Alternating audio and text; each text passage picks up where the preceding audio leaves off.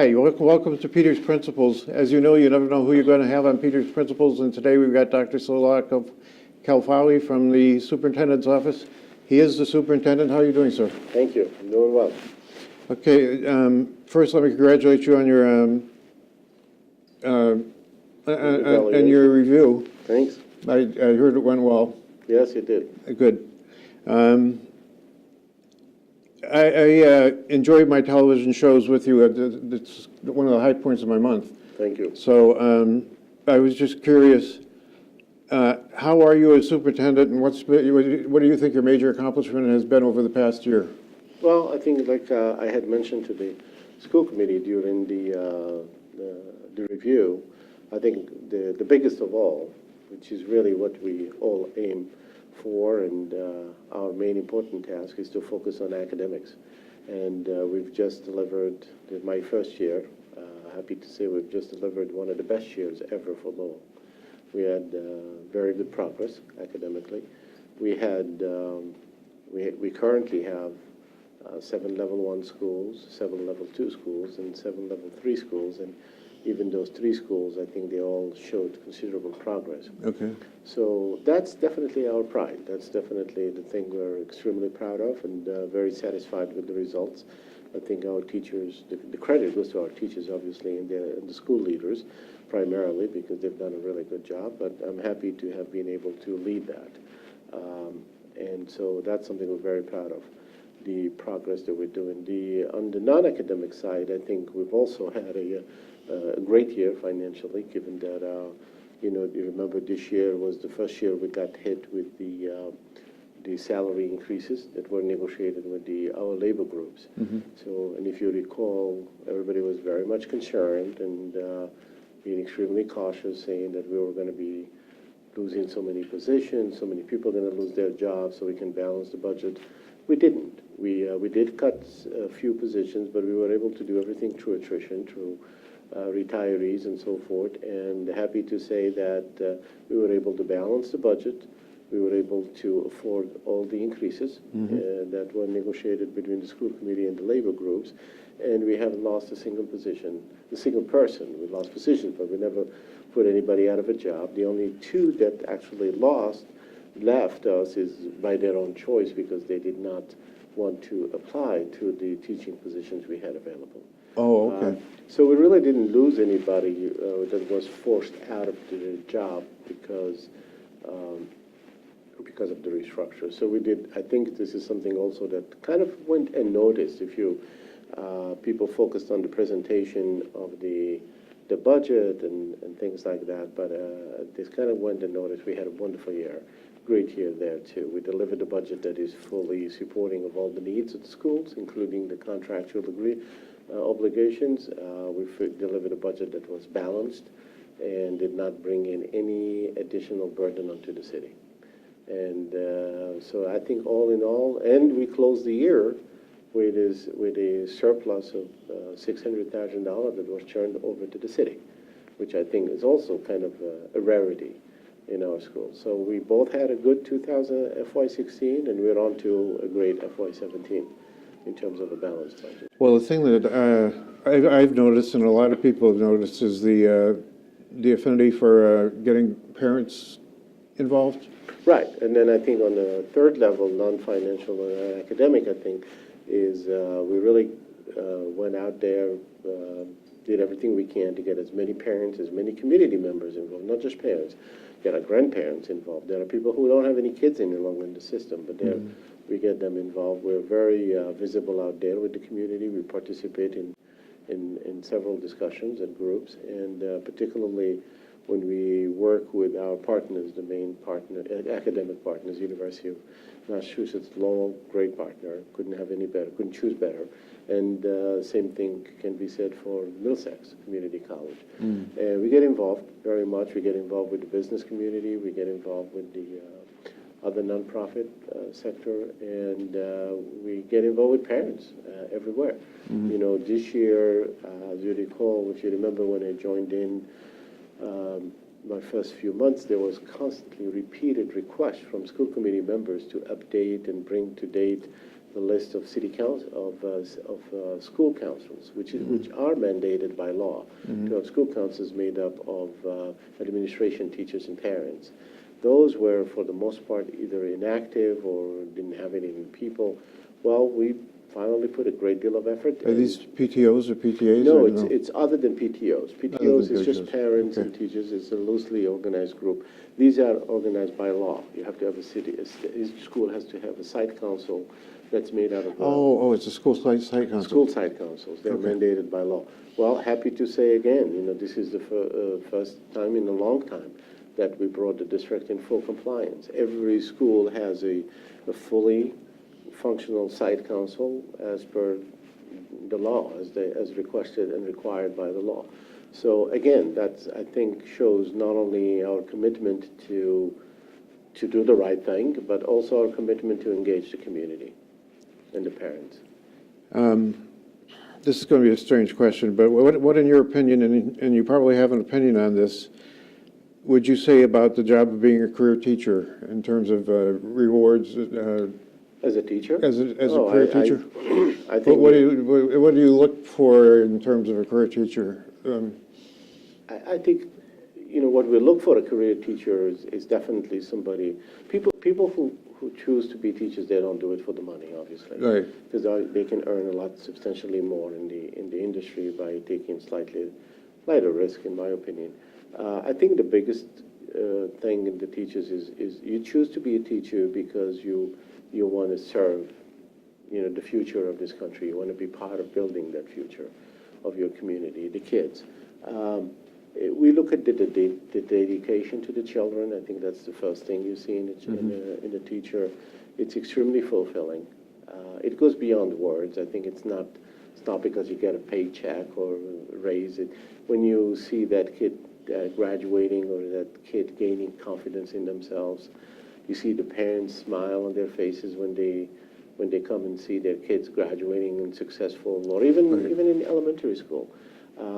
That's priceless. That goes beyond your paycheck, and I think it takes a special person to be a good teacher, and we have tons of them. So you look for empathy and I look for.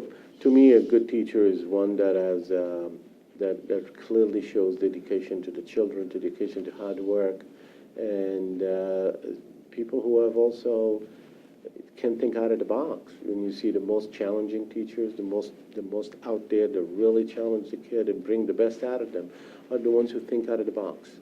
And it's not a job to them. It's more than that. It's an art. It's a career. It's a bit of all of that.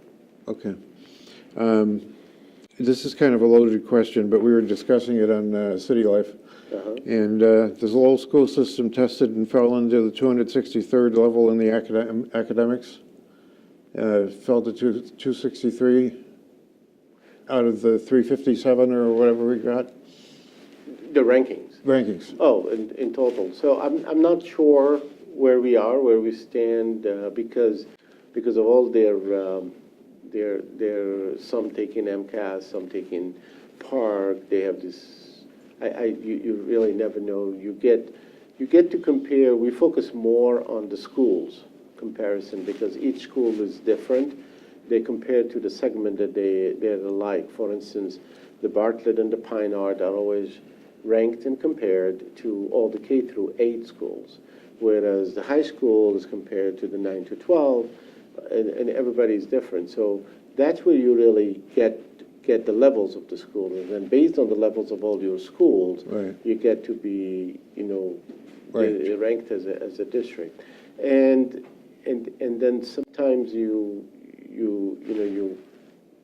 can, school, everybody moves up and down and whatever. So it's the dynamics of the rankings of that. I don't even get involved too much with that, to be honest. I look at every school. We want every school. So you're testing. The test that they're taking is not necessarily the same test that's being taken in another school. It either can be the PARC or the MCAS, it can be the PARC, can be the MCAS, and we look at our own student growth because not every student is the same. Not every community is the same. The resources are different.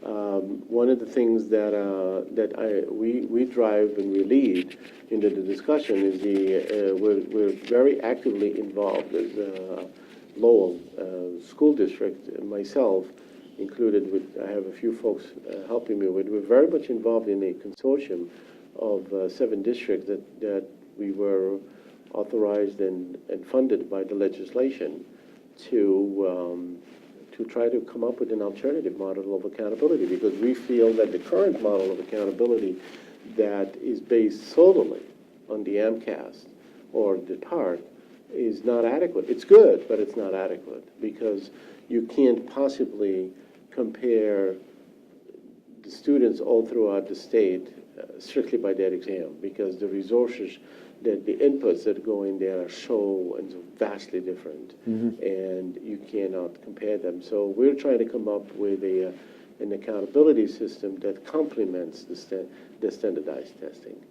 You can't go only by standardized testing. I think if you look at Lowell and you compare us to the communities that are alike, you compare us to some of the urban schools districts, and where we are very much the same, I think you'd see that we're doing really well.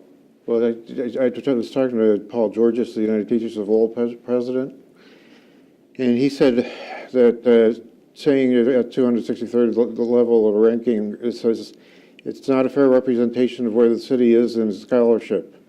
He says that we should compare ourselves to similar cities in ESL and with other parameters.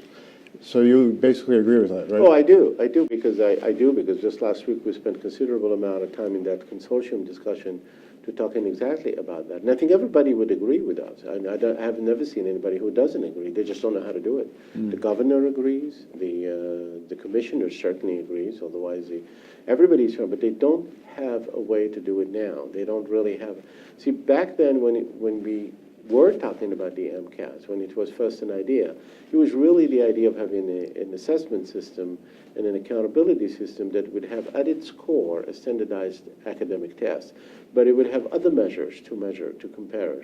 And that never came about. That absolutely never came about.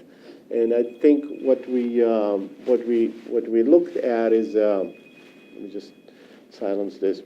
What we looked at is how do we bring that back? Because it really isn't fair, because you have some of our teachers who work so hard.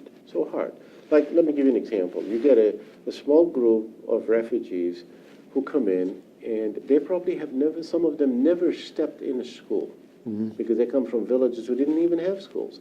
And they come in and, given their age, they're supposed to be middle schoolers. How are you going to deal with 5th graders, 6th graders, 7th graders, knowing that their academic level is maybe at best pre-K, K? Right. And so the amount of effort and work that our teachers put in to bring them along, so by the time they go to high school, they have a chance with their colleagues, and you saw some of them, they excelled back when they go into high school. That is an incredible effort that they do. So how do you compare that kind of gain to a very stable family? God bless them. They have kids. They have parents who tutor them every day, make sure they study, and they are coming to 9th grade by having had a wonderful 6th, 7th, 8th grade. Right. So the comparisons are not the same in that effort. So obviously, we need to include other measures in that accountability system to complement just the straight standardized testing. Okay. I've always wanted to ask this question as a teacher, because I didn't have any academies that I was involved with. Do we have separate statistics for the academies, the Latin Lyceum or whatever? I think we can do them. Yeah, we can pull them out. We don't really look at them necessarily separately, but we do. With today's systems and computers, we can compile them very easily. Yeah. Okay. And does the academy structure discriminate against lower level students, or like the ones that came from across the ocean? You mean like the Lyceum or something? Does the Lyceum discriminate against lower grade students? The idea of a Lyceum? Well, I wouldn't qualify it as discrimination, because Okay. I qualified, I think anybody, whether you've been here or you just just migrated to this country right now and you don't have the same preparation, it doesn't really matter. You have a program that is extremely rigorous in certain areas, and it is quite expected that only few are going to make it. Not to say that the high honors program, the classes, or any of the very rigorous classes are not available to others. They can. They can do it. I was just talking earlier to my assistant in instruction, and she was reminding me that kids get a chance at it too the following year, in the 10th grade. They can still aspire to having The another academy? chance to Okay. to the Lyceum. I think what we want to have is when you're teaching, having been a professor myself in graduate school, a different context, but it's kind of really similar. When you're teaching, you have a whole spectrum of students. And 80%, 75 to 80% can kind of be the middle. It's Right. got to be the same. And most of the teaching happens in that space. Right. But it is a big mistake to ignore the two-tail end, whether it's the kids who really need extra help or the kids who are so gifted, you need to keep pushing them. Right. You need to push them. I think most of the institutions tend to focus on the 80 because of the economic pressures and the budget constraints. But I think we need to do everything possible that we can to address the two tail ends. The kids who need extra help and support must get it. We must give them a chance to gain better opportunities. And the kids who are really advanced, for some reason they're really quicker, faster, we should not be limiting them. If a Right. kid is a 7th grader, but he or she is really smart and can access 10th and 11th type of, should give it to them. Let them have it. So Okay. I am absolutely opposed to the idea of saying, well, we got to bring everybody, treat them as the 80%, because I think that would be discriminatory to both ends. It would be a disservice to both ends. Those who need supports, we can't expect them to be learning from the 80% because we'll never give them a chance to catch up properly. And those who really can be challenged and push them ahead, forward, also will be, I think, it will be a disservice to them if we're not going to give them and challenge them to go. So you will always have programs in education that cover the whole spectrum. Okay. Thank you. That was very, You're welcome. that was very good. How do you, in your new capacity, feel about the potential moving of the high school? And I thought of a place you could put it. I've got a field in Pawtuckettville. It's a big field, and I just thought, well, that might be a good spot for a new high school. So. I really don't know the fields, I don't know the areas that they're looking at. I'm very excited for the new high school, obviously, just like everybody else. I think it's going to provide unique opportunities for the students in the future to be able to give them state-of-the-art and an excellent opportunities that would lie ahead of them. As far as where the place, I think we can all have wishes, preferences, and so forth, but we've got to remember that 80% of the funding comes from the state. They're going to have the biggest say. Okay. They are now starting the feasibility study, so I'm sure that the state is going to look at all the options. It's going to look at all the various alternative Well, places. we don't have that many places that we could put the Right. high school. Well, 2, 3, whatever, they're gonna look at all of them. Right. And they're gonna factor that in the cost, they're gonna factor that in other constraints, how what the strain that is gonna put on the current students and so forth. And I think they're going to be really influencing that decision. Okay. Excuse me. If we do move it, what would be the effect on the downtown, do you think? Well, I think if we move it, I don't know, again, I'm not a specialist in city planning, but I feel that we better have a very good solution to what to do with downtown, because you don't want it to become dead downtown. depressed Right area, now, it's right. pretty alive, yeah. So we Yeah. want to keep it that way. I'm hoping that you read my blog. Lowell has a long history of providing schools to the smallest of individuals. As a former teacher and as a superintendent, do you see grammar schools playing an important role in everyday school life? And how are the grammar schools doing in their testing? I think, well, the elementary schools are absolutely vital, and that's where they start sculpting the stone, and the stone gets shaped by how good of a job they do. And I think they're doing a pretty good job, given all the challenges they're working with. We will continue to put an effort, even the pre-K level, not just the K to 4. Pre-K, there's nothing I would love more than having a universal pre-K all throughout the state, but we're not there yet.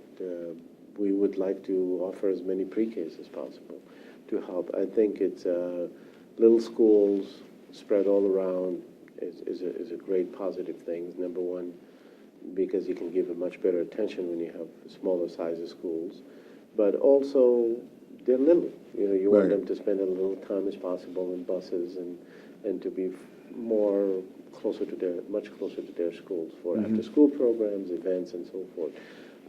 I think we will continue to put a very big focus, really strong focus on the elementary school to making sure that we have some of the best. So the thing I'm thinking of is the Lowell Catholic Elementary School is feeding into the Lowell Catholic High School, and shouldn't we have public schools feed into the high school, our high school? We do in some ways. We have all the elementary schools actually have pathways of feeding, where they feed to. There are a couple of the schools that we have would be district-wise, but we have these zones and so forth, and that's an area that is still under discussion because that's very legal. I think they're still under a voluntary compliance plan in terms of zoning, and we're still trying to abide by that. Now, I don't know what the future would lend, but we are absolutely looking at that and how do we need to make changes. Of course, whatever changes we make have to be approved by the legal system because we have to abide by that plan. But generally speaking, when you're trying to plan for those schools, you want to have the closest possible to your home, and also have the least amount of disturbance in terms of the pathway from K through 8. We only have one high school, so we don't worry about that. But from K through 8, so we don't have kids keep changing school, and the kids do much better when they're following one path. Okay. I just said. We spend a lot of time. Not you. I do. Talking about principals in the schools, and you hire principals and assistant principals, right? Is that part of your I hire function? the principals. Yes, your function. Okay. And what if we mentored principals in problem schools, like ones, and I'm thinking of a couple big schools, with accomplished senior principals on a continual basis? I know you have the Leadership Academy, but this would be mentoring principals, taking them out of the school for one day a month and putting them with.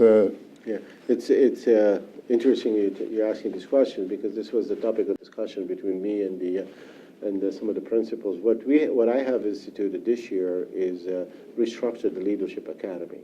The Leadership Academy is no longer just one administrator running it, and it is principals, senior principals, well-accomplished principals stepped forward, and they're running it for the rest of their colleagues. And so far, from what I've seen and I've heard, the feedback, it has been outstanding, extremely well received. So in addition to that, I was discussing with some of the well-accomplished school principals that we have about exactly the model that you're talking about. Okay. How do we take those schools that need help and have them paired with a mentor, a veteran, principal who has clearly shown very successful practice and leadership.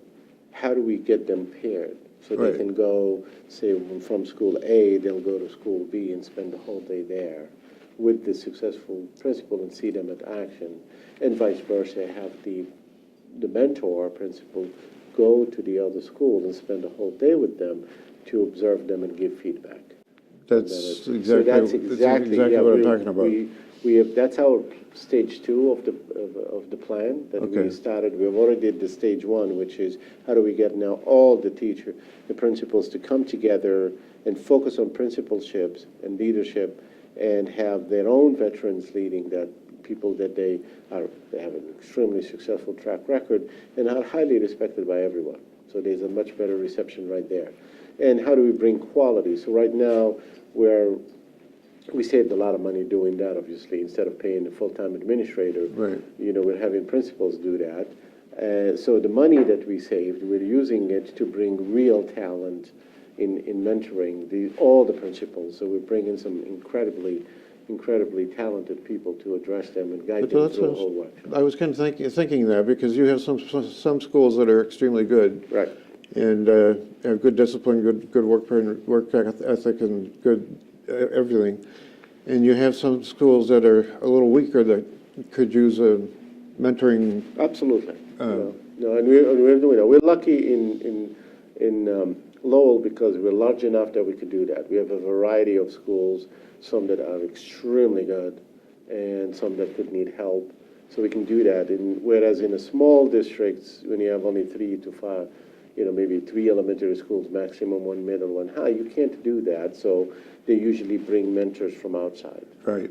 Okay. Yeah. So that works. That's a good question. That's a step 2 of the plan. Yeah. Okay, Stage good. 2. Yeah, well, that's good. We've run out of time. It's been great to talk to you Thank again. you. And I'm pleased to hear about the mentoring of principals, because it's something that I spent some time thinking about and trying to come up with. And having been a principal myself, I know I could have used some mentoring techniques myself. Absolutely, And I just am basically very pleased with the way the school district's going. I hope we have another great year like this one. I'm looking forward to it. I think we have a great team that we're working with. I think everybody knows the direction where we want to go. We do have our new strategic plan that very much aligned with what we want to do. We just have to keep working hard. It's all going to benefit our city at the end. That's true. Thank you very much. Thank you. Okay. Thank you.